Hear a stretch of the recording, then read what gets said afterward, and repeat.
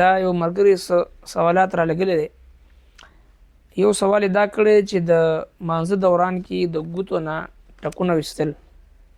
نو د مانزه په دوران کې د ګوتو نه ټکونه وستل دا مکروه عمل دی، دین اجتناب کول پکار دی. ځکه د مانزه په دوران کې چې کوم حکم قرآن کریم کې راغلی قوموا لله قانتین، چې تاسو د الله رب العالمین په حضور کې قانتین ای ساکتین خاموشي سره ودرېږي، خاشعين خشوع سره ودرېږي. نو دا د خشوع خضوع خلاف دی چې سړی په مانزه کې د ګوتو نه ټکونه وباسي. او دویم سوال دا کړی چې د مانزه په دوران کې سترګې تاول څنګه دی.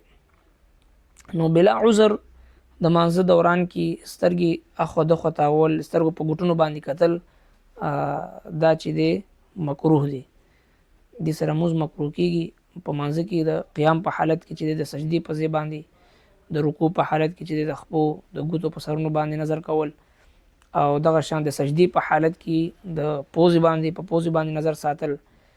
نو په مانزه کې هم د خپل د نظر حفاظت کول دا ضروری دی. اخو دخو بلا عذر کتلو سره چې د موز مکروه کېږي.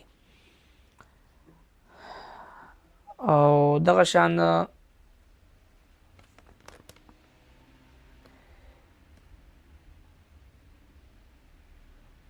قبلی طرف ته وي غسل کول څنګه دی.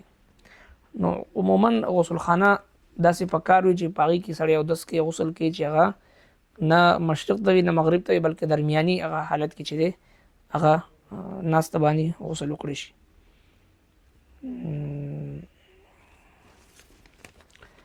دغه شان بل سوال کړی چې شیشې ته مخامخ مونځ کول څنګه دی. نو بهتره دا دی چې سړی داسې ځای کې مونځ وکړي چې مخې ته شیشه وغیره نه، چې توجه ورسره نه خرابېږي. او که مجبوراً داسې مخې ته شیشه راغی او د ورته خیال نه او د توجه شیشې ته نه، نو په مانزه باندې څه فرق نه پروزي. بلکې مونځ داسې ځای کول پکار دی چې د مونځګزار توجه بالکل نه خرابېږي، توجه یې مکمل مانزه ته وي. او ځکه چې په شیشې د مخامخ چې مونځ کې مخامخ عکس ورته راشي، خپل تصویر ورته ښکاري، نو توجه د مانزه خرابېږي. بهتر دا دی چې مونځ په داسې ځای کې وکړي چې بالکل هغه مخې ته څه شیشه وغیره نه.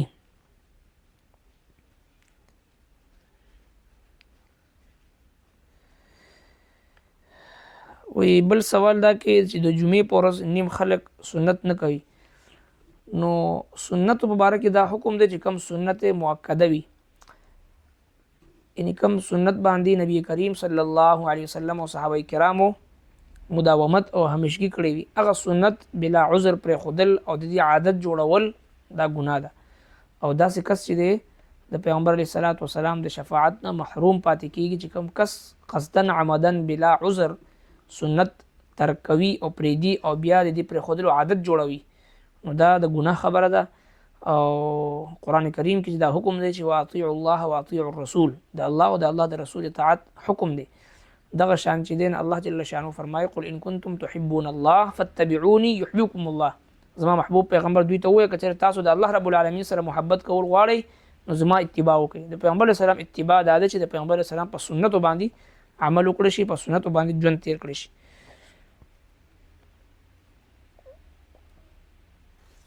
او بل سوال دا کړی چې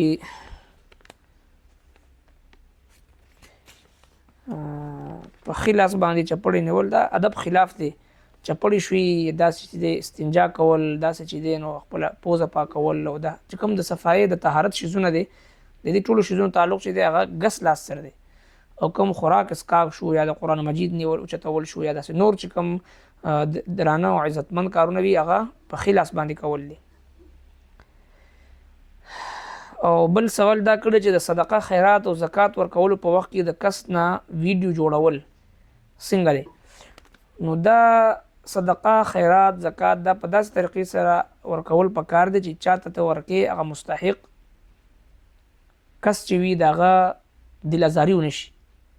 او تر دې پورې چې حدیث پاک کې راځي چې په خلاص باندې چې ورکې چې ګس لاس ته خبر نشي، یعنی دونه راز سره او دونه چې دی پرده پوشي سره او دونه عزت نفس د یو مسلمان چې دی هغه مجروح نشي، دغه زړه ته آزار ونه رسي، هغه زړه چې دی هغه خپل ځان کې سپکاوی محسوس نه کړي، په داسې طریقې سره پکار دی چې ورکې.